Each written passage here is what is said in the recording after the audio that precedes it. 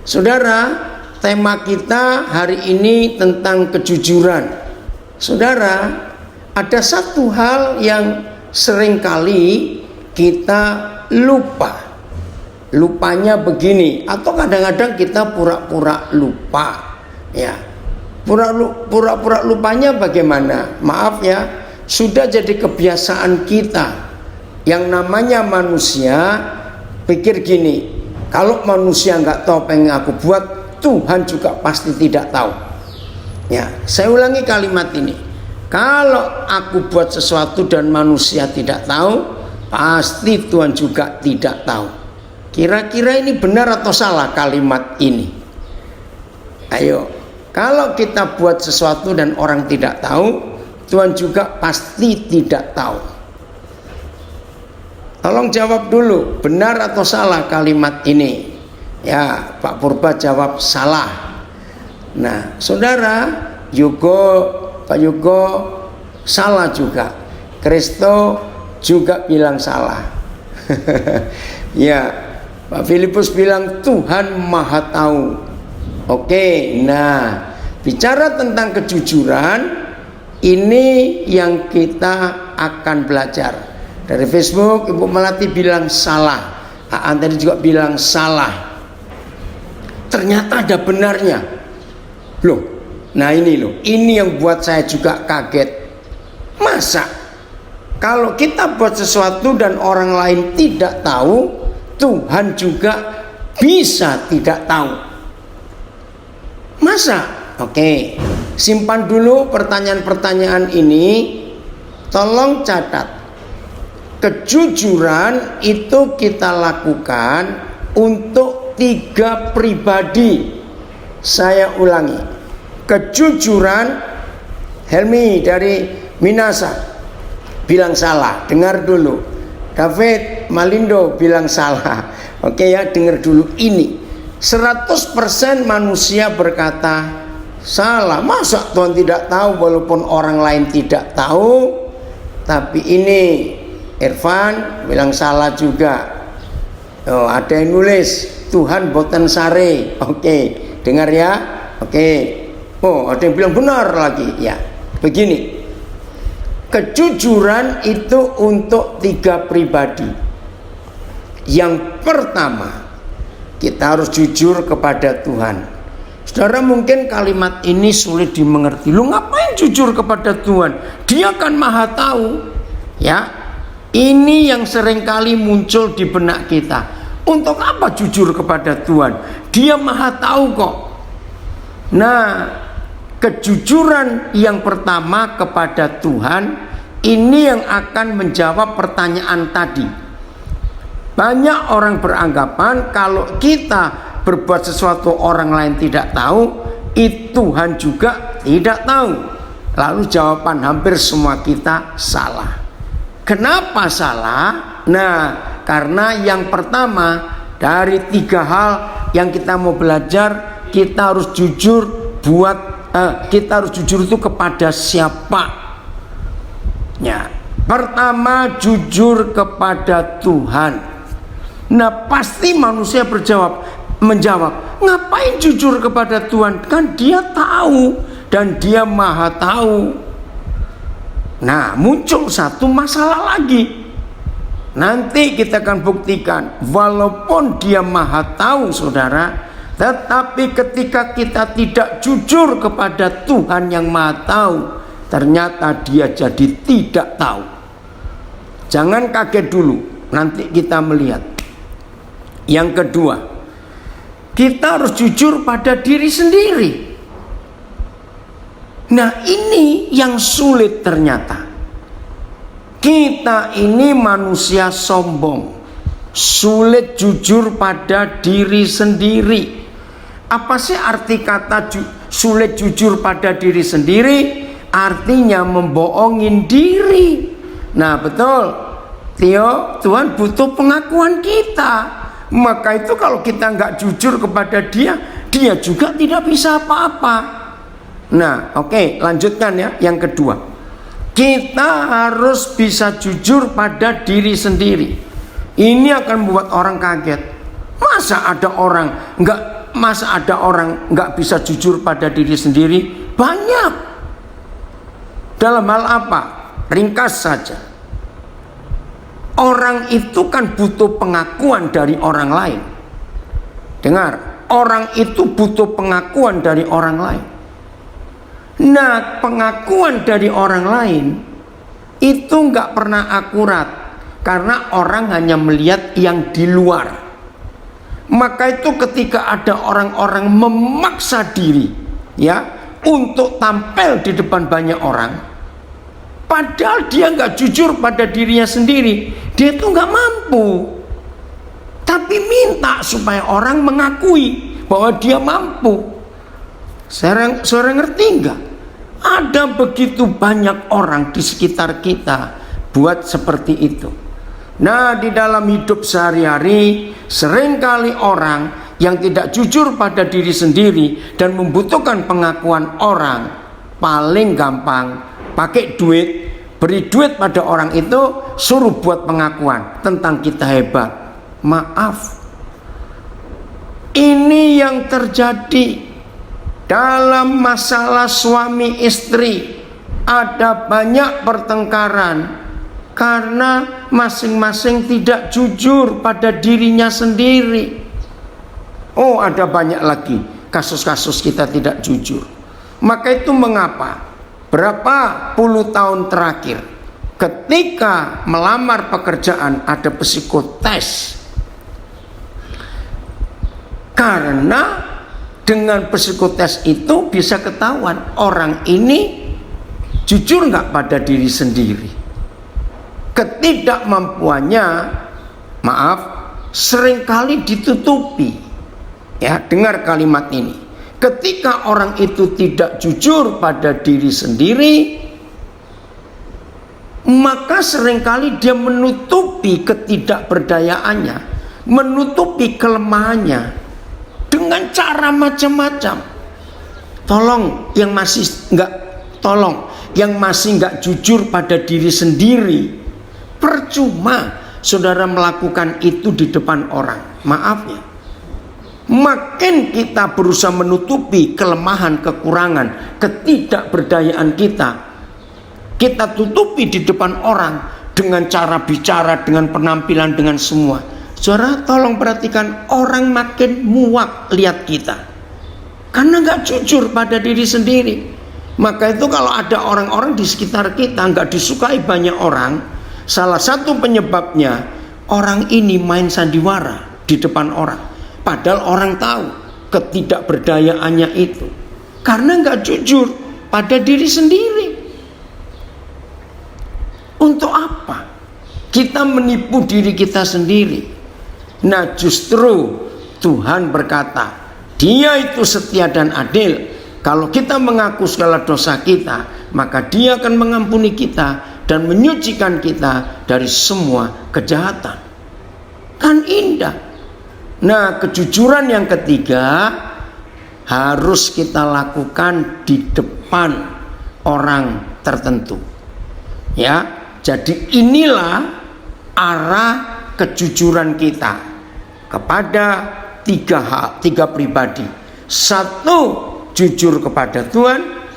Dua, jujur kepada diri sendiri. Tiga, jujur kepada sesama kita. Saya mulai dengan yang ketiga. Mari kita buka Yakobus 5 ayat 16. Ya, Yakobus 5 ayat yang ke-16. Siapa ini, Aan atau Erik? Aan. Pak, yang pakai 5 terjemahan Aan. Ya, jujur kepada tiga hal ini. Tadi kira-kira 1 jam yang lalu ada seseorang telepon saya, ya dia kena COVID-19. Nah, sudah hari ini swab yang terakhir. Nah, lalu dia cerita ya tentang kejujuran yang dia akui di depan istrinya, yang selama ini dia tidak menyadari kalau itu salah. Oh, akhirnya senang sekali ada pemulihan besar-besaran dalam keluarga mereka. Jadi kejujuran itu menyenangkan, hasilnya itu indah. Oke? Karena itu perhatikan, ini jujur kepada manusia. Karena itu hendaklah kamu saling mengaku dosamu dan saling mendoakan supaya kamu benar. Saya lebih suka memakai kata benar, sebab sambungannya doa orang yang benar bila dengan yakin didoakan sangat besar kuasanya. Nah, kapan saudara dan saya disebut orang benar?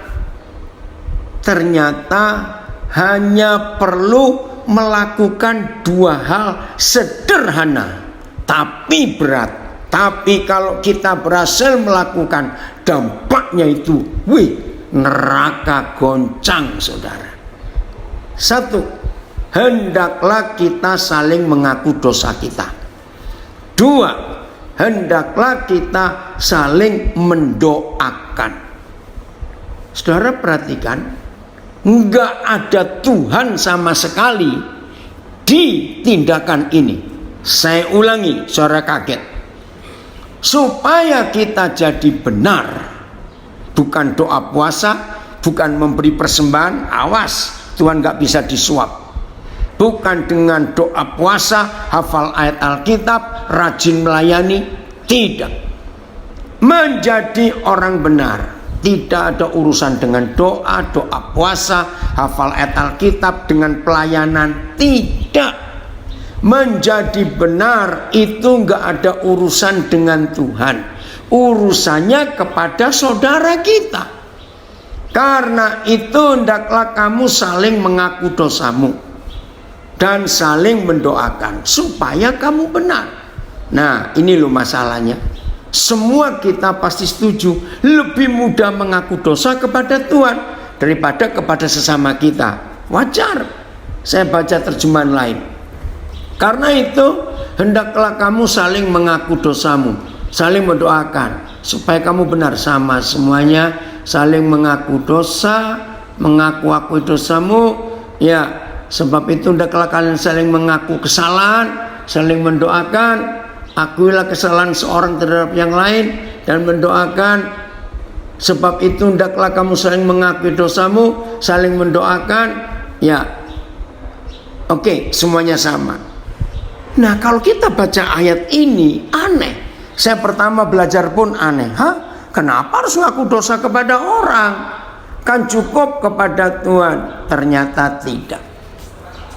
Mengaku, hendaklah kamu saling mengaku dosamu, ini bicara kejujuran di hadapan orang. Nggak ada yang disembunyikan sama sekali, terbuka, saudara. Wih, ini luar biasa. Maka kita benar. Kalau kita benar, doa orang benar itu bila dengan yakin, dengan sungguh-sungguh, sangat besar kuasanya. Lagi sekali, ayat ini enggak melibatkan Tuhan sama sekali, melibatkan sesama kita. Maka itu dalam pelayanan saya selama sekian puluh tahun ini, saya kagum dengan Yakobus 5 ayat 16. 90 sekian persen lebih pendeta khotbah Yakobus 5 ayat 16 hanya menekankan yang bagian B, doa orang yang benar. Itu dikhotbahkan di mana-mana pendeta khotbah, maafkan saya.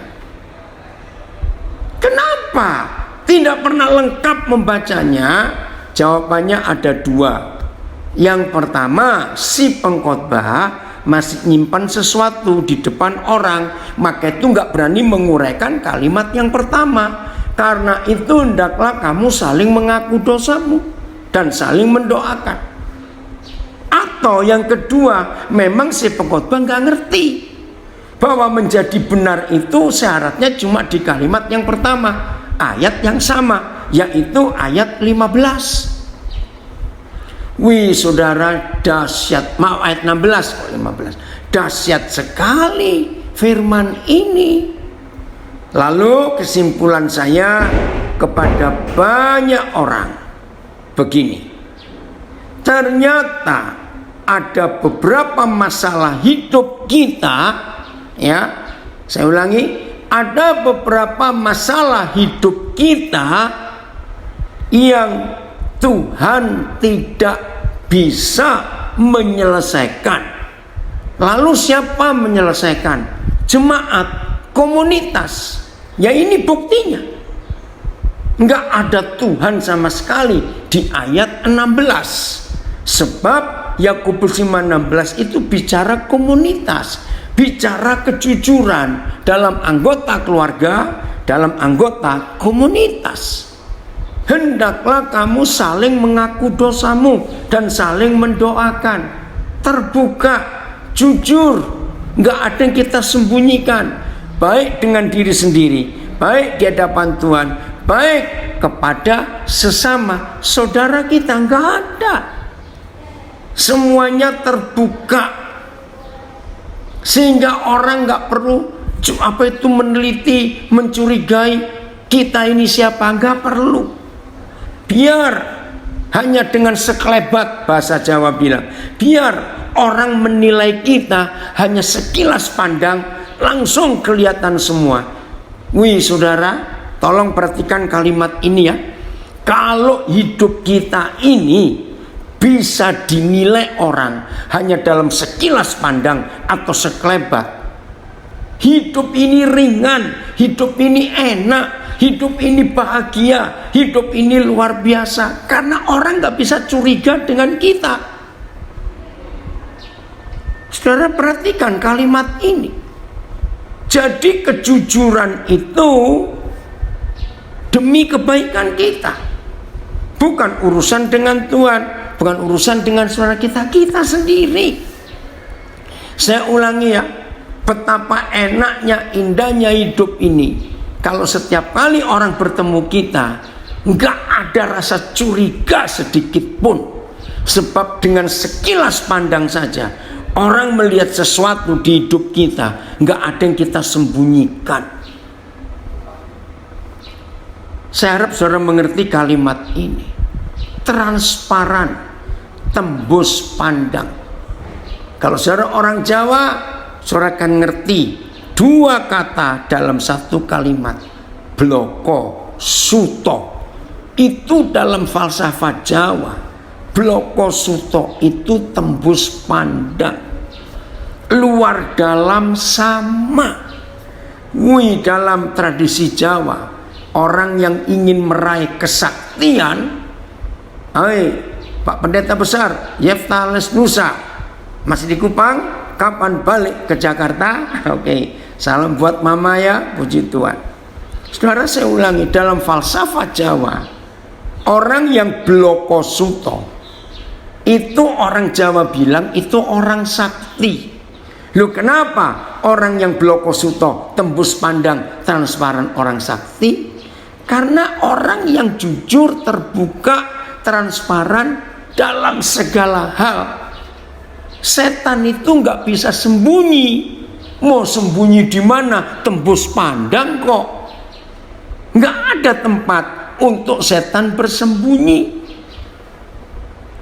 Nah, di dalam agama, mau agama apa saja, maka ada satu sikap untuk menutupi dosa, kelemahan, kekurangan, dan ketidakberdayaan seorang. Itu namanya munafik. Munafik. Betul. Keterbukaan itu awal pemulihan. Jujur. Ya, bloko suto itu kalimat sakti. Luar dalam sama, itu integritas. Betul. Pokoknya begini loh saudara, lagi sekali. Kalau kita hidup jujur kepada tiga pribadi ini, satu kepada Tuhan, dua kepada diri sendiri, tiga kepada sesama. Begitu orang melihat kitanya sekilas, langsung mereka melihat sesuatu yang benar di hidup kita. Nggak perlu mereka curiga, nggak perlu. Nah, tolong perhatikan. Setan paling suka kita munafik. Setan paling suka kita tidak jujur. Kenapa? Kalau ada ketidakjujuran, ada kemunafikan, maka setan punya tempat sembunyi di hidup orang itu. Saya ulangi, setan punya tempat untuk bersembunyi di hidup orang itu. Maka itu kata rahasia harus dibuang dari hidup kita. Saya ulangi, kata rahasia harus dibuang dari hidup kita. Apa yang kita mau rahasiakan? Orang yang blokosuto, orang yang transparan, orang yang jujur, orang yang luar dalam sama, orang yang apa adanya, itu nggak perlu punya rahasia, semuanya terbuka. Serius, ini kebenaran yang gereja sedikit sekali ajarkan. Maaf, karena gembalanya pun nggak bisa jujur. Bagaimana dia mau ngomong kejujuran untuk segala hal? Bagi beberapa orang belum tahu saya, apalagi kenal, betul, Rudi, rahasia itu tempat setan berpijak, betul. Berapa orang yang belum kenal saya supaya saudara tahu? Anak-anak saya, mereka tahu betul bagaimana cara saya hidup. Sampai keuangan saya pun terbuka, semuanya terbuka. Begitu terbukanya, saya nggak ingin ada rahasia apa-apa. Saya itu beberapa kali loh tidur sekamar dengan orang yang saya baru ketemu, dan saya nggak pernah takut. Bahkan saya suka untuk tidur rame-rame kumpul orang kalau pas istri saya tidak ikut. Kenapa? Supaya mereka melihat saya apa adanya. Saudara yang baru kenal, saya tanya anak-anak saya itu nggak pernah kemana-mana bawa kunci, enggak. Kalau toh kami suami istri meninggalkan rumah karena pelayanan, karena pergi, rumah kami nggak pernah kami kunci. Kamar, almari nggak kami kunci. Di rumah juga ada yang tinggal. Saya kemana-mana juga nggak ada kunci, karena saya belajar tahun 74. Lambang dosa itu kunci loh. Jadi kalau ada orang nggak percaya dosa, angkat kunci ini loh. Kalau nggak ada dosa, nggak perlu kunci dalam hidup. Jadi saya kemana-mana nggak pernah bawa kunci. Koper saya, tas saya, yang saudara tahu tas saya, tas Papua, tas Noken. Itu kalau orang lihat saya jalan, saya mengingatkan, Pak tolong Pak dijaga tasnya terbuka. Apalagi saya bawa 4 handphone, 5 handphone. Enggak apa-apa, saya enggak pernah takut. Serius. Ini yang kita harus lihat, saudara. Jadi kalau enggak ada tempat yang tertutup, maka setan enggak bisa tinggal di situ. Jadi saya ulangi lagi, berbahagialah kita dan dimuliakanlah Tuhan kalau orang hanya sekilas pandang melihat kita dan mereka bisa merasa nggak ada sesuatu yang kita sembunyikan. Blokosuto, apa adanya. Ini luar biasa. Lain, ada komen, bagaimana kalau ada hamba Tuhan yang harus menyimpan rahasia jemaat? Nah itu beda. Ya, kita harus menyimpan. Kalau ada orang mengaku dosa kepada kita nggak boleh bocorkan. Ini dia. Oh, dapat pencerahan tahun 74, saya baru lahir. Jadi kunci itu lambang dosa, lambang setan. Betul. Jadi lagi sekali Yakobus 5:16, ada beberapa masalah terjadi, harus kita yakinkan bukan Tuhan yang menyelesaikan, tapi jemaat, yaitu komunitas. Harus kita yang saling menyelesaikan satu dengan yang lain. Oke, sekarang kita lanjut. Jujur kepada Tuhan. No, apakah perlu? Tuhan Maha tahu kok. Perlu. Kalau kita sembunyikan sesuatu, Tuhan juga jadi tidak tahu. Ya, ini konsep. Mari kita buka Mazmur 18 mulai ayat 21. Mazmur 18, saya cek dulu ya. Mazmur 18 mulai ayat 21. Kok tidak salah, sebentar, saya cek dulu. Ya, mulai ayat 21. Satu terjemahan ya. Terus Mazmur 18 mulai ayat 21. Udahan? Mazmur 18. Oke, mulai ayat 21. Yahweh memperlakukan aku sesuai dengan kebenaranku. Boleh nggak saya ganti kata benar itu jujur? Sama. Yahweh memperlakukan aku sesuai dengan kejujuranku. Ia membalas kepadaku sesuai dengan kesucian, kebersihan tanganku. Sebab aku tetap mengikuti jalan Yahweh dan tidak berlaku fasik, berlaku jahat terhadap Tuhanku. Aku berlaku tidak bercela di hadapannya. Apa tidak bercela? Tidak bersalah, tidak ada hal yang salah. Ya, berarti jujur. Dan ketetapannya, peraturannya, hukumnya tidaklah kujauhkan daripadaku. Jujur. Terus ayat 23. Oh maaf. Oh ya, 23. Aku berlaku tidak bercela di hadapannya dan menjaga diri terhadap kesalahan. Tolong kami Tuhan untuk bisa melakukan doa kami sendiri. Saya ulangi 23. Oh 22. 23 ya. Aku berlaku tidak bercela.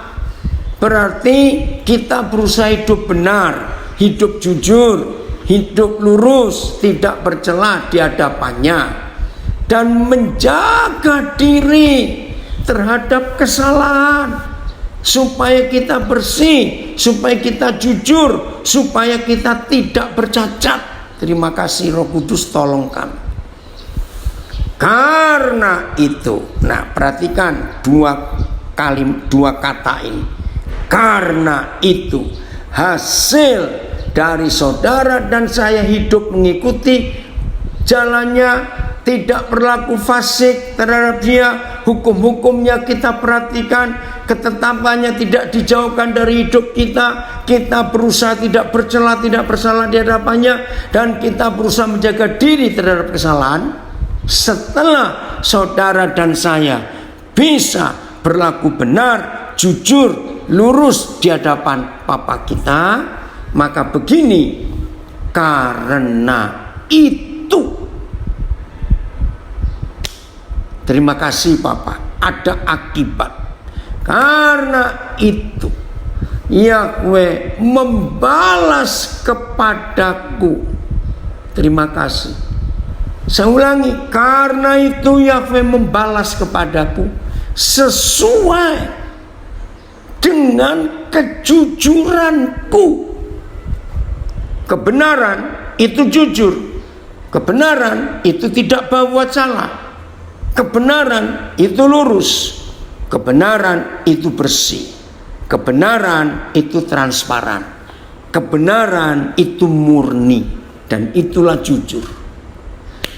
Saya ulangi, karena itu Yahweh membalas kepadaku sesuai dengan kebenaranku, sesuai dengan kejujuranku, sesuai dengan kesucian tanganku di depan matanya. Wih, ini luar biasa. Di depan matanya. Maka itu jangan sok, jangan memaksa diri supaya orang kenal kita. Kalau kita maunya tampil terus, nggak ada gunanya. Biar dengan sekilas orang mengetahui siapa kita, karena kita jujur. Terima kasih Bapak, karena Dia memperlakukan kita sesuai dengan kejujuran kita dan sesuai dengan kesucian tangan kita di depan matanya. Terhadap orang yang setia, Engkau berlaku setia. Terhadap orang yang tidak bercela, Engkau berlaku tidak bercela. Sesuai. Kalau kita jujur, Tuhan akan jujur juga kepada kita. Terus, terhadap orang yang suci, yang transparan, yang jujur, Engkau berlaku suci.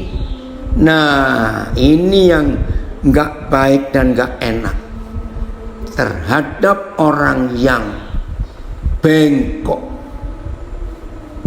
Engkau berlaku belat-belit. Ayat yang ke-27. Saya baca berapa terjemahan. Saya baca dulu terjemahan barunya. Terhadap orang yang suci, Engkau berlaku suci. Tetapi terhadap orang yang bengkok, Engkau berlaku belat-belit. Apa itu bengkok? Terhadap orang yang suci, terjemahan AYT, Engkau tunjukkan bahwa Engkau sendiri suci. Namun kepada orang yang jahat, Engkau berbelat-belit. Dan kepada orang yang suci, Engkau pun suci. Tetapi dengan orang yang terbalik, nyatalah Engkau bergumul-gumul. Ini terjemahan lama, saya kurang ngerti. Terhadap orang yang suci, kau nyatakan dirimu suci. Tetapi terhadap orang yang jahat, kau musuhi. Terhadap orang yang suci, artinya engkau memperlihatkan dirimu suci. Terhadap orang yang curang, engkau menentang. Terhadap orang yang suci, engkau berlaku suci. Tetapi engkau menentang orang yang bengkok hati. Kepada orang yang suci, engkau memperlihatkan kesucianmu. Kepada orang yang menipu, engkau memperlihatkan kearifanmu. Nah, ini Tuhan kita. Yang saya kaget, masa Tuhan bisa berlaku belat-belit, nggak jujur juga? Yaitu sesuatu yang kita buat di depan matanya. Wih, ini luar biasa. Saudara, ayo hari ini kita mulai menyadari konsep ini. Betapa Tuhan rindu kita ini jujur di hadapan Dia. Nah, bagian ini Mazmur 18 ini kira-kira mulai terjawab enggak apa yang kita bahas awal tadi? Kalau kita bisa menipu di depan orang, kita bisa tidak jujur di depan orang. Jangan anggap Tuhan tetap tahu, ternyata belum tentu. Karena ini konsepnya. Jadi kalau kita pun tidak jujur kepada Tuhan, kepada diri sendiri, kepada orang, jadi hidup kita ini penuh dengan kegelapan, sebab semuanya kita tutup. Saya lupa tahun berapa, ada diskusi. Ya, coba buka Kejadian 3 ayat 7 mulai. Kejadian 3 ayat 7. Kita lihat ini. Kejadian 3 ayat 7. Oke. Hari itu mereka dua jatuh dalam dosa. Apa yang terjadi ketika mereka jatuh dalam dosa? Lihat Kejadian 3 ayat yang ke-7. Maka terbukalah mata mereka berdua dan mereka tahu bahwa mereka telanjang. Ayat 8. Ketika mereka mendengar bunyi langkah Yahweh Tuhan yang berjalan-jalan dalam taman itu pada waktu hari sejuk. Nah, lihat, bersembunyilah manusia dan istrinya itu terhadap Yahweh Tuhan. Di antara pohon-pohonan dalam taman. Saya baca terjemahan yang lain, menyembunyikan,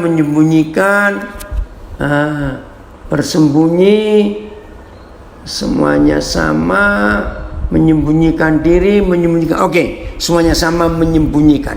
Nah, sekarang kita ganti. Mereka tidak jujur, mereka takut, maka itu mereka bersembunyi karena tidak jujur. Oke, ayat 9 sekarang. Ini yang luar biasa. Ayat 9. Berapa terjemahan? Kita akan lihat ayat yang ke-9. Luar biasa ya, ada manusia yang menipu Tuhan. Bahkan ada manusia yang mau mengatur dan melindungi Tuhan. Sungguh sangat mengherankan. Ya itulah fakta itu. Tetapi Yahweh Tuhan memanggil manusia itu dan berfirman kepadanya, di manakah engkau? Perhatikan kata tetapi. Ketika manusia bersembunyi, tapi, namun, maka, semuanya terjemahan tetapi. Namun Yahweh Tuhan memanggil manusia dan berkata, di manakah kamu? Di manakah kamu? Semuanya sama. Di manakah engkau? Iya, di manakah engkau? Nah, saudara, saya lupa tahun berapa terjadi diskusi dengan firman ini. Saya nggak tahu. Roh Kudus itu memberi saya keyakinan yang kuat tentang ayat 9 Kejadian 3. Tapi diskusinya cukup tajam waktu itu. Karena rata-rata orang tidak percaya apa yang Roh Kudus nyatakan kepada saya. Apa itu? Saudara, bagi yang belum percaya jangan kaget dulu, terima dulu, karena saya akan selesaikan nanti. Ternyata memang Tuhan tidak bisa tahu mereka dua ada di mana. Serius. Nah, itu orang nggak percaya. Masa Tuhan nggak tahu mereka dua sembunyi di mana? Memang nggak tahu. Tapi Anda berkata, enggak kok, Tuhan itu baik, Tuhan cuma tanya saja, ya. Maka itu Tuhan ingin tahu mereka di mana. Saya tetap jawab, Tuhan tidak tahu karena mereka tidak jujur dan mereka menyembunyikan diri. Sampai akhirnya mereka semua mempercayai, walaupun ada beberapa yang ragu-ragu. Tapi saya nggak pernah ketemu lagi dengan beberapa yang masih ragu-ragu. Begini jawaban yang Roh Kudus berikan. Siapa masih ingat di Mazmur 80 berapa ya? Yahweh Tuhan menyatakan diri bahwa Dia itu matahari kebenaran. Ya, matahari kebenaran. Tuhan itu matahari kebenaran. Matahari itu memberikan kehidupan buat seluruh bumi, alam semesta ini juga. Matahari kebenaran yang memberi kehidupan, sumber energi. Itulah Papa kita di surga. Lah saya nggak tahu kenapa Dia menyebut diri matahari kebenaran. Begini hikmat yang Tuhan beri. Tolong perhatikan pelan-pelan. Di suatu hari panas terik, tidak ada awan, matahari bersinar terang sekali, nggak ada awan sama sekali. Kita berada di sebuah ruangan yang seluruh dinding kiri, kanan, muka, belakang itu kaca. Perhatikan ilustrasi ini, kaca semuanya. Matahari lagi bersinar terik tengah hari. Saya menanyakan, kalau siang itu di ruangan kita kumpul dan kaca semuanya, tetapi ada tirai ya yang sangat tebal dari kain gelap berwarna gelap, rapat, Ya, nggak cuma sebatas kaca, tapi tirainya itu dari atas ke bawah sampai tertutup semua. Pertanyaan saya, maka itu kalau nggak jujur ini loh ruginya. Begitu kita tutup tirai itu rapat, saya tanya, matahari tetap bisa tembus nggak menerangi ruangan yang kita kumpul di dalam walaupun tengah hari? Renungkan ini. Di situ mereka sadar, walaupun matahari sedang bersinar terik, tetapi kalau kita halangi dengan tirai yang sangat tebal, pokoknya sinar itu nggak bisa tembus. Ya Jo, nggak tembus. Maka di tengah hari bolong, di dalam ruangan itu gelap total, gelap pekat. Tuhan kalah dengan tirai yang kita buat dan kita pasang sendiri. Karena kita menyembunyikan diri.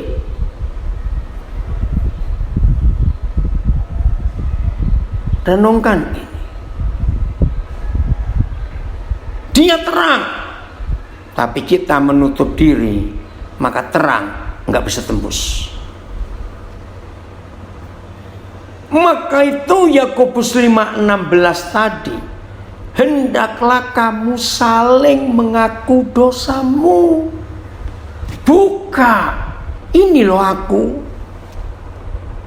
Nggak ada yang perlu kita tutup-tutupi.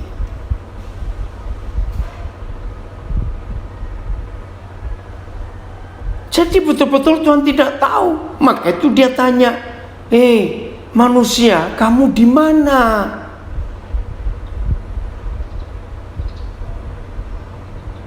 Luar biasa Roh Kudus. Itu Kejadian pasal 3. Kitab pertama di kitab suci kita. Ternyata di pasal ketiga, kitab terakhir, yaitu Wahyu. Kita sudah sering dengar, saya sering sharing ini, yaitu Wahyu 3 ayat 20, saudara. Saya kaget. Oh iya? Wih, ini luar biasa. Masih ingat? Yang gak ingat, saudara buka Alkitab saudara. Wahyu 3:20. Lihat, aku berdiri di muka pintu dan mengetok. Barang siapa mendengar suara ketokan itu dan membuka pintunya, maka aku masuk mendapatkan dia. Saudara, ini sama buat saya. Wahyu 3 ayat 9, Kejadian 3 ayat 9 dengan Wahyu 3 ayat 20 itu sama konteksnya. Tuhan kalah ketika kita tidak jujur, tidak terbuka, menyembunyikan sesuatu di hadapannya. Tuhan kalah. Bayangkan, ngapain seorang Tuhan, saya bicara pakai kata bahasa manusia, ngapain seorang Tuhan mau pulang ke rumahnya, ternyata dikunci, terus dia ketok pintu, tunggu orang di dalam buka pintu baru dia masuk. Ngapain? Saya tanya kepada saudara, tanpa dibuka pintunya Tuhan Yesus bisa masuk enggak? Tanpa dibuka kuncinya dan pintunya tetap terkunci, Tuhan bisa masuk enggak? Sangat bisa. Dia Tuhan kok. Tapi mengapa dia tunggu orang buka pintu dulu? Karena dia jujur. Dia mau kita jujur. Kamu mau enggak aku masuk? Maka itu Tuhan enggak pernah mendobrak. Sangat bisa, betul. Tapi dia enggak mau dobrak pintu. Ada komen, wah ilustrasinya amat mengagumkan, mudah dimengerti. Tuhan itu matahari kebenaran. Sebelum saya dengar ilustrasi ini, saya masih ragu. Karena Tuhan itu maha tahu. Betul, dia maha tahu, tetapi dia jadi tidak maha tahu ketika kita tidak jujur. Itu saja kuncinya. Maka itu saya awali tadi, kejujuran kita harus kepada 3 pribadi. 1, jujur kepada Tuhan. 2, jujur pada diri sendiri. 3, jujur kepada sesama kita. Luar biasa. Maka itu setan selalu membuat kemunafikan, kepura-puraan. Maka itu banyak gereja berantakan, banyak komunitas berantakan. Ketika ada orang-orang punya motivasi tersembunyi yang ada di situ. Dan biasanya motivasi tersembunyi seringkali itu masalah uang. Betul, itulah kemurahan hati Tuhan. Oh, terima kasih Bapak. Jadi mulai hari ini saudara, hiduplah dalam kejujuran. Dia tidak pernah memaksa kita. Itu tergantung pilihan kita.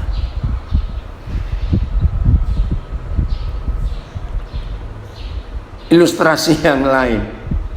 Apa sih bedanya binatang dengan kita? Jangan tersinggung kalau saya pakai ini. Sekarang banyak hal Roh Kudus mengajar saya untuk menerima pewahyuan firman. Itu belajar dari binatang. Apa bedanya binatang dengan kita dalam hal kejujuran ini? 2. 1, siapa yang punya almari dan siapa yang pegang kunci. Itu saja perbedaannya. Saya ulangi, antara kita dengan binatang, apa bedanya? Bedanya dalam hal ini, siapa yang punya almari dan siapa yang punya kunci. Selesai. Ngerti nggak pertanyaan ini? Saudara, kita boleh punya almari, tapi jangan dikunci terus. Biarin orang tahu, biarin orang lihat. Serius. Pak Barnabas itu jadi saksi. Pertama kali saya tinggal rame-rame setelah saya keluar dari rumah orang tua saya, itu 1 November tahun 1985. Ya, 1 November 1985. Barnabas masih ingat ya? Saya tinggal di Jalan Musi nomor 38 Surabaya. Tinggal rame-rame. Dan semua yang tinggal dengan saya, ya, yang tinggal dengan saya larang semuanya ada kunci. Dan almari yang saya buat, nggak tahu Barnabas masih ingat nggak, karena dia pernah nginap di Musi itu. Saya sengaja buat almari, ya, saudara, kotak-kotak nggak pakai pintu, sengaja memang. Jadi barang saya pun ada di situ, mereka punya untuk lihat. Serius. Karena saya juga tinggal rame-rame dengan mereka. Satu kamar rame-rame, nggak ada kunci, kamar pun nggak ada kunci. Bahkan pintu utama, pagar pintu utama tidak dikunci. Sampai waktu itu para penarik becak di sekitar rumah itu kami tinggal, kalau ada orang tanya celinguan, pasti dicari itu rumah kami itu. Dan para tukang becak itu berkata, oh, cari rumah yang nggak ada kuncinya. Itu kata-kata mereka tahun-tahun itu. Dan itu luar biasa, serius. Maka itu terbuka itu enak sekali. Soal keuangan juga, sejak tahun 80-an itu saya selalu mengajar orang untuk terbuka. Hidup itu jadi indah dan menyenangkan, saudara. Lega, bahagia, hidup nggak pakai topeng, enak sekali. Jadi mulai hari ini, ayo kita belajar blokosuto, transparan, nggak usah takut untuk orang tahu kelemahan kekurangan kita, nggak apa-apa. Justru baik orang akan ikut menjaga hidup kita. Keterbukaan itu. Nah, jadi keren ya Papa kita. Dia maha tahu, tetapi jadi tidak maha tahu ketika kita hidup tidak jujur. Tolong diperhatikan hal ini mulai hari ini. Kalau kita menutupi sesuatu, cahaya sinar matahari nggak bisa masuk ke hidup kita, karena ada yang kita sembunyikan. Ini luar biasa. Maka itu saya mengajar pada suami istri, kalau lagi berdua, salah satu handphonenya bunyi, nggak boleh minggir, nggak boleh permisi, harus ikut dengar pasangan kita, siapa yang telepon kita, bicara apa. Itu aja masih dicurigai, padahal ngomong seteriak-teriak. Ada yang nggak percaya. Nah, ada, bayangkan, apalagi kalau ngomongnya sembunyi-sembunyi, terus pelan-pelan lagi supaya nggak dengar. Untuk apa suami istri menyembunyikan sesuatu? Jadi ayo kita terbuka supaya hidup ini bahagia, hidup ini menyenangkan, hidup ini tenang. Efesus 4 ayat 25. Begini kata Tuhan. Amin. Kata anak saya, Helmi Ronaldo. Wah, keren. Ya. Dia hidup dengan saya juga, dia tahu itu. Efesus 4 ayat 25. Karena itu buanglah dusta dan berkatalah benar seorang terhadap yang lain, karena kita adalah sesama anggota. Kan berapa terjemahan? Kita lihat ini. Saya baca terjemahan AYT. Oleh karena itu, dengan membuang kepalsuan. Terjemahan AYT pakai kata oleh karena itu, dengan membuang kepalsuan, marilah setiap kamu berbicara tentang kebenaran kepada sesamamu, karena kita ini sama-sama anggota dari satu tubuh. Betul. Terus, sebab itu hendaklah kamu berhenti daripada berbuat dusta, dan masing-masing berkata benar dengan sesamanya manusia, karena kita menjadi anggota di antara sama sendiri. Karena itu saudara-saudara semuanya, jangan lagi berdusta, berlakulah jujur yang satu kepada yang lainnya, sebab kita semua adalah sama-sama anggota tubuh Kristus. Oleh karena itu, dengan membuang dusta, hendaklah kamu masing-masing berkata benar dengan sesamanya, karena kita adalah anggota seorang terhadap yang lain. Sebab itu buanglah dusta dan berkatalah jujur seorang kepada yang lain, karena kita sama-sama merupakan anggota dari satu tubuh. Oleh itu, janganlah lagi berdusta. Hendaklah setiap orang daripada kamu bercakap benar sesama manusia, karena kita adalah sesama anggota. Puji Tuhan, ini kebenaran. Dimulai dari hidup pernikahan kita, suami istri. Maka itu suami istri, kalau kalian tidak jujur satu dengan yang lain, hidup keluargamu itu setan semua dan neraka suasananya. Kalau suami istri nggak jujur, mulai dari soal keuangan, harus jujur suami istri, terbuka. Nggak usah takut pasangan saudara tahu berapa uang saudara, terbuka semuanya. Masih ingat Kejadian 2:25? Maka manusia itu telanjang dan istrinya, namun keduanya tidak merasa malu. Itu kejujuran. Kejadian 2 ayat 25. Jujur, bloko suto, telanjang. Orang gak perlu mencurigai dulu. Maka itu, oh Eko sedang sama teman yang dari India, salam untuk mereka. Ya, Kejadian 2:25. Kita melihat kebenaran ini. Maka keduanya telanjang, manusia dan istrinya itu, tapi mereka tidak merasa malu. Manusia dan istrinya itu keduanya telanjang, oh sama semuanya.